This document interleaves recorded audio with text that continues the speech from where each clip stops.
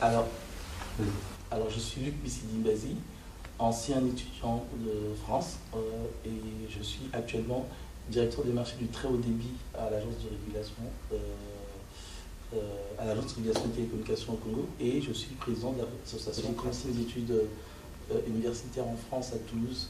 J'ai fait un métier à Paul Sabatier en électromécanique, génie électrique, et j'ai fait Supaéro juste après en maître ingénieur.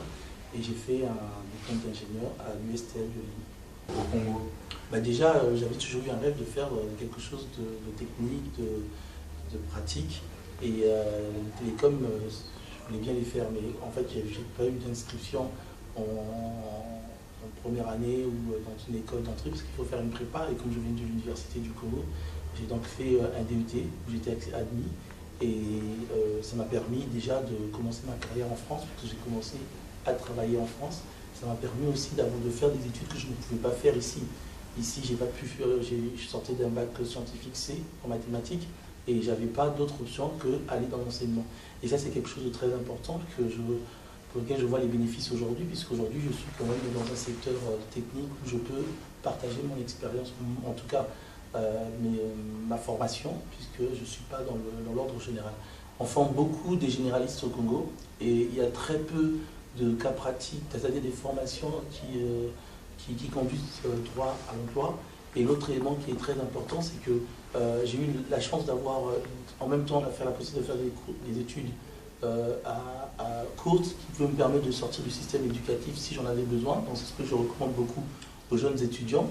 Et puis il y a l'autre élément qui est très important aussi, c'est que j'avais vraiment la possibilité de côtoyer les entreprises qui étaient dans le corps de métier que j'avais choisi.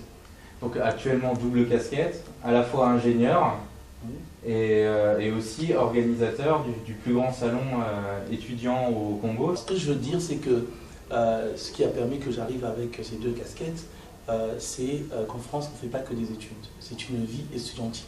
On vit soit au campus, soit dans cité universitaire, soit dans un environnement d'étudiants, même si c'est en centre-ville, mais il y a une vie d'étudiants. Nous à l'époque, il y avait les cartes jeunes, il y avait les comptes jeunes, il y avait tout cet environnement-là contribue à la réussite de ces études.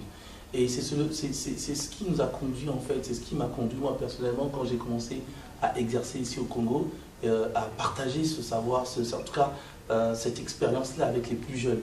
Parce que je pense qu'un étudiant qui est dans des conditions raisonnables, dans des conditions satisfaisantes, a plus de chances de réussir que celui qui n'est pas dans ces conditions. C'est pour ça que nous organisons chaque année depuis 4 ans maintenant le CIPEC, le Salon international des professionnels de l'éducation et de l'enseignement supérieur au Congo, qui est le salon des étudiants où nous associons des écoles étrangères, nous associons Campus France qui nous soutient depuis le début, pour montrer un peu l'intérêt de comment on peut accompagner les étudiants à poursuivre au mieux leurs études. L'important, c'est l'expérience professionnelle.